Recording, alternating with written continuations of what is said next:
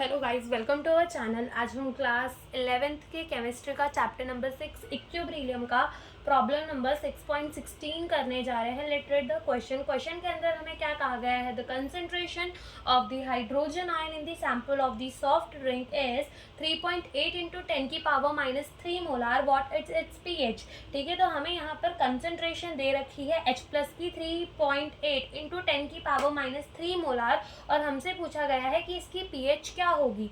तो पीएच निकालने का जो फॉर्मूला होता है वो क्या होता है, minus log of H plus की कंसंट्रेशन। ठीक है, यही तो हमारा पीएच निकालने का फॉर्मूला होता है।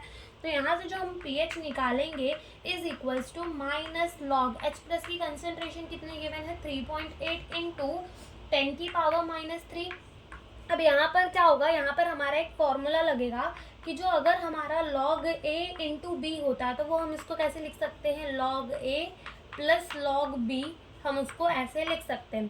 तो यहाँ से जो हमारा pH होगा, देखो माइनस बाहर ले लो, ये हो जाएगा अंदर log 3.8, ठीक है 3.8 और प्लस log 10 की पावर कितना हो जाएगा -3।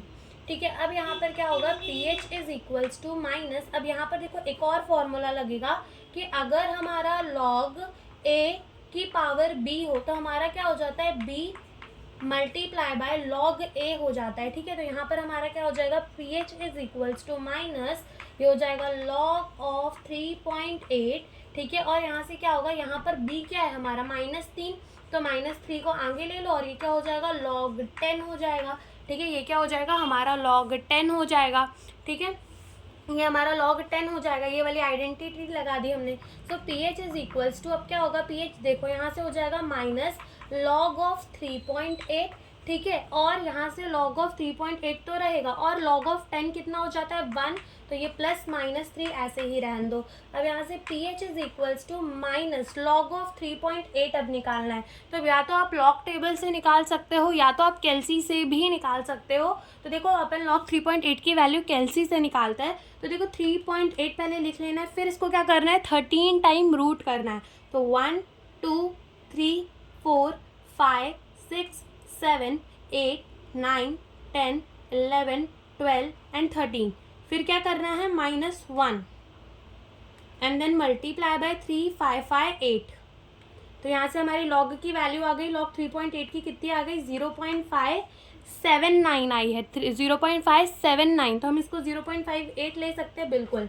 यहाँ से प्लस माइनस क्या हो जाएगा माइनस, तो यहाँ -3 कर दो। ठीक है, तो यहाँ से प्लस माइनस क्या हो जाएगा माइनस, तो हमने डायरेक्ट -3 लिख दिया। अब 0.58 को जब हम माइनस करेंगे 3 से तो आंसर कितना आएगा माइनस, यहाँ से आ जाएगा -2.42।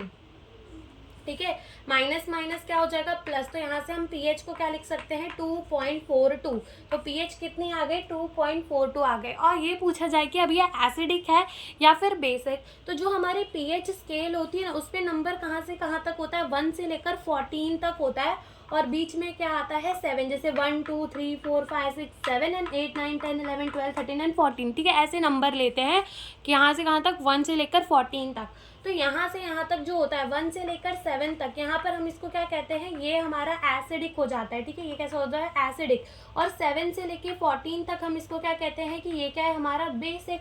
ठीक है, अब एसिडिक स्ट्रेंथ यहाँ पर देखो, यहाँ 7 पे क्या हो जाता है न्यूट्रल। ठीक है, 7 पे क्या हो जाता है न्यूट्रल हो जाता है। ठीक है, 7 पे क्या हो जाता है न्यूट्रल। अगर हम इस तरफ आते हैं तो एसिडिक स्ट्रेंथ जो है बढ़ती है। अगर कोई पूछे 6 ज़्यादा एसिडिक होगा या फिर 2 ज़्यादा एसिडिक होगा, तो 2 ज़्यादा एसिडिक होगा। क्यों, क्योंकि यहाँ से यहाँ आने पर एसिडिक स्ट्रेंथ बढ़ती है और यहाँ से यहाँ जाने पे बेसिक स्ट्रेंथ बढ़ती है। अगर कोई पूछे 9 ज़्यादा बेसिक होगा या फिर 14, तो कौन ज़्यादा बेसिक होगा 14। क्यों, क्योंकि यहाँ से यहाँ जाने पर बेसिक स्ट्रेंथ बढ़ती है और 7 न्यूट्रल होता है। तो यही हमसे इस क्वेश्चन के अंदर पूछा था। Thank you for watching the video.